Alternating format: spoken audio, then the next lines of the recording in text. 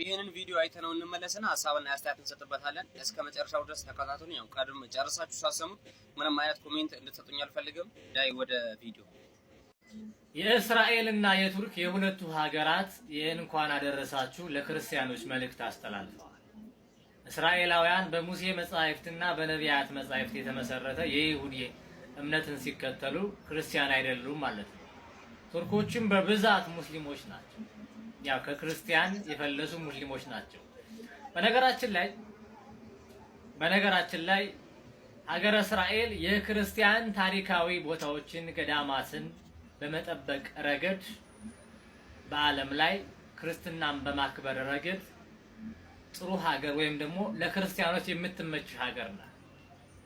ቱርክ ደግሞ ኋላ ቀሩን የእስልምና አገዛዝ ለማንበር የምትጥር አሸባሪዎችን በገሚስ የምትደግፍ ሀገር ናት።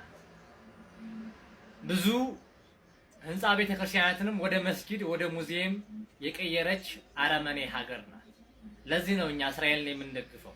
እስራኤል በሃይማኖት እኛን ስለምትመስለን ሳይሆን ሃይማኖታችን ስለምታከብር፣ እስራኤል ሀገር እስራኤል የክርስቲያን ነፃነትን የምታከብር ለክርስቲያኖች መልካም ስለሆኑ ነው የምናከብራቸው የምንደግፋቸው።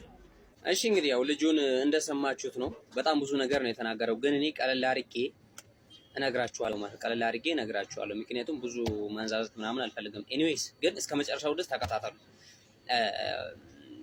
ኢራን ወደ እስራኤልን የምንደግፈው የክርስትና እምነት ቅዱስ የሆኑ ቦታዎችን ስለምትጠብቅ ነው ብለሃል አንተ ወንድማችን፣ ስለምትጠብቅ ነው ብለሃል። እሺ ኦፍ ኮርስ ትጠብቃለች እንበል።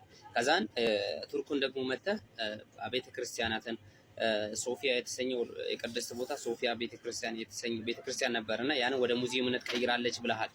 ኦፍ ኮርስ ልትቀይር ትችላለች።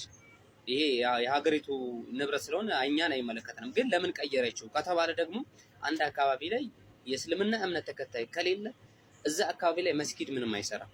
ይሄን እንድትይዝ አንድ ማወቅ እንዳለብህ። ሁለተኛ ደግሞ አንድ ቤተክርስቲያን ኦር አንድ አካባቢ ላይ ክርስትና እምነት ተከታይ ከሌለ እዛ አካባቢ ቤተክርስቲያን ምንም አይሰራም። ሆቴል እኮ አይደለም የእምነት ተቋም ሆቴል አይደለም፣ መጥቶ ማንም ያርፍበት ሆቴል አይደለም።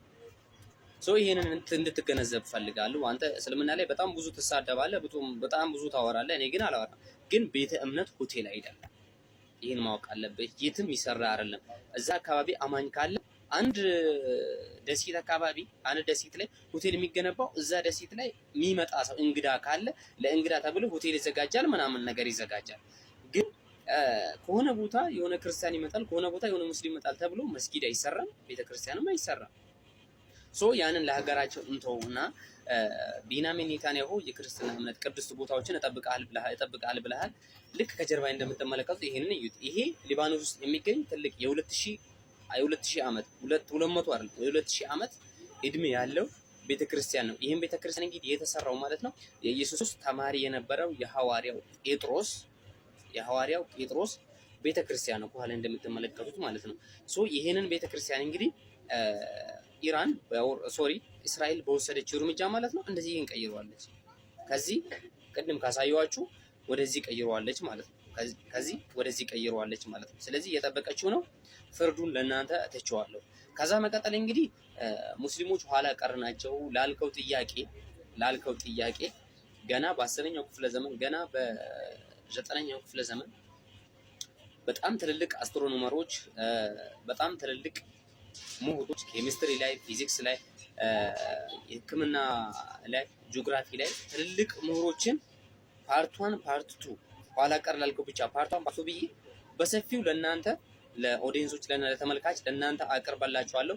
አሁን ግን በስሱ ለአንተ አንድ ጀባ ልበልህና ከዛ በኋላ ያው ሌላ ጊዜ ምን ይሆናል ማለት ነው። ለምሳሌ ልንገርህ በ10ኛው ክፍለ ዘመን አካባቢ ነው የተወለደው። ይሄ አልኢድሪስ በዛሬዋ ሲሳሊ ወይም ደግሞ ኢጣሊያን የተወለደ ሰው ነው ማለት ነው። ይሄ ሰው እንግዲህ በርካታ የሆነ ወይም ደግሞ ዓለምን በካርታ የሳለ ማለት ነው። ሌሎች ስለ ዓለም ያጠናዋል፣ ግን ዓለምን በካርታ አሁን ያለ ቁጭ አድርጎ የሳለ ትልቅ ሳይንቲስት ነው። ሙስሊም ነው። ይሄም ሰውዬ ሙስሊም ነው። ከዛ በተጨማሪ ደግሞ ከዛ በተጨማሪ ደግሞ ኢብነል ባይታር የተባለ ሰው 1197 የእጽዋትና የእንስሳት ተዋጽኦ የሚባሉት አሉ አይደል? ይሄ ስለ እንስሳ ስለ በሽታዎች እና ስለ ተለያዩ በሽታዎች ያጠና መጽሐፍ የጻፈ ትልቅ ሰው ነው። ኢብኑል ባይታር የተባለው ሰው። ይሄ ሰው የተወለደው በስፔን መላጋ በተባለ አካባቢ ነው የተወለደው። የጻፈው መጽሐፍ ኪታበል ጃሚ የተሰኘ መጽሐፍም ጽፏል። ይህንም የማታውቁ ከሆነ አንብበው። ግን ፓርት 3 ምናምን ብዬ አዘጋጅላችኋለሁ። እናንተ ግን ለጊዜው አሁን ይሄንን እንድታደርሱልኝ እፈልጋለሁ። ፓርት 1 ፓርት 2 ብዬ እለቅላችኋለሁ። ግን በጣም አስቸኳይ በደንብ ከፈለጋችሁ ደግሞ ፓርት 1 ፓርት 2 እያላችሁ ኮሜንት ላይ አስቀምጡልኝ ማለት ነው። ለማንኛውም ግን እንደዚህ አይነት ነገር ስናወራ በእውቀትና በእንትን ብናወራ መልካም ነው ብዬ አምናለሁ። ገና በ9ኛው ክፍለ ዘመን አካባቢ ሌላም ልጨምርልህ ሌላውን ፓርት 2 አካባቢ እሰራላችኋለሁ። እስከ መጨረሻው ድረስ ስለተከታተሉኝ እጅግ አድርጌ አመሰግናለሁ። ለእንደዚህ አይነት ሰው እኔ ብዙ መልስ መስጠት አልፈልግም ነበረ። ብዙ ጊዜ እስልምና ላይ ይሳደባል፣ እስልምና ኋላ ቀር ነው ምናምን ይላልና ያው ገና ይሄ ከቁርአን ምናምን ተአምራቶች የወሰዱ ናቸው። እነዚህ እስልምና እምነት ተከታዮች ከየትም ያመጡ አይደለም። ይሄ ፓርሻዎች ስቲል ነው ሴት መሐንዲሶች አሁን አሜሪካ ውስጥ ናሳ ውስጥ በጣም በትልልቅ እንደውም ጀባ ልበላችሁ ማለት ነው። በናሳ ውስጥ እንደ ታህኒም አሚርና ሚሻል አሽማሚር የተሰኛሉ ሴቶች አሉ። በናሳ እና በሌሎች ታዋቂ ተቋማት ውስጥ በፕሮግራም መሪነትና በሮኬት ጥናት ላይ ተመስርተው ትልቅ ዳኛና ትልቅ መሪ ናቸው። ወይም ደግሞ የዛ ነገር ተሰሚነት ወይ ደግሞ ተጠሪነት ያላቸው ትልልቅ ሳይንቲስቶች አሉን ለማለት ነው። ለማንኛውም ግን የሀሳቤን ከወደዳችሁት ላይክ ማድረጋችሁ እንዳትረሱ። ይቻማችሁ።